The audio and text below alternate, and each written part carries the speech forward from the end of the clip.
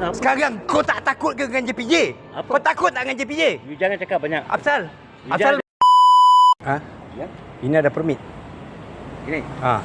saya ada itu InDrive punya. InDrive punya. Ha. Oh, pakai InDrive boleh lah. Bukan, saya punya itu online punya lah ni. Online macam mana? Online. Mana online? Tengok.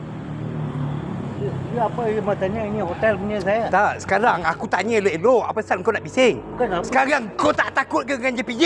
Apa? Kau takut tak dengan JPJ? You jangan cakap banyak. Apsal? You Apsal jangan pula? cakap. Saya buat kerja sama ini orang. Kau buat kerja dengan siapa? Hotel apa? Ejen bagi. Kau saja kau cek pasal dengan aku. Halo. Halo. Halo.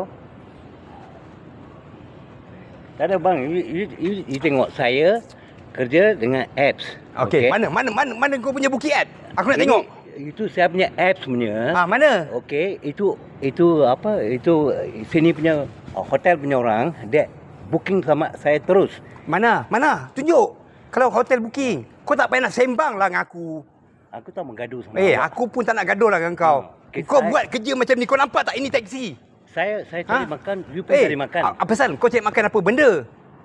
Kau fikir kau punya makan, aku punya makan, kawan-kawan aku punya driver taksi kau tak fikir? I just thought. Kau hajar kau ya. Ni JPJ, kalau kau tak ambil tindakan aku pun tak tahulah kau. Hoi JPJ KL. Kau tengok ni. VJQ 8676. Kau ambil tindakan. Ni kau hajar punya ni. Rabbit sapu ni. Bang, you jangan aku Apasal? sapu. Apa pasal? You tengok saya punya Apa? apps. Mana? You nak tengok saya punya apps. Banyaklah kau punya. You nak tengok saya punya apps. Aku dari tadi aku minta tanya, mana kau punya app?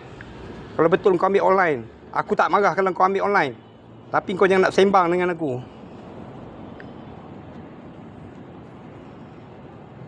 Mana? Tengok. Ini. Apa tengok? Apa tengok? Mana? Ini saya punya apps. Ini kau nak tipu aku, kau tak payahlah. Kau nak tipu JPJ boleh lah. Kau ingat aku ni bodoh. Kau online apa benda? Itu offline punya job lah. Kau sembang kau lah. JPJ KL, kau tolong ambil kerja ni.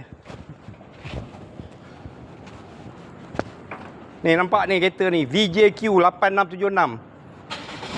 Nak private sapu ni. Tolong JPJ KL. Sekarang pukul 2.57 pagi ni. Pacific Express Hotel, Central Market.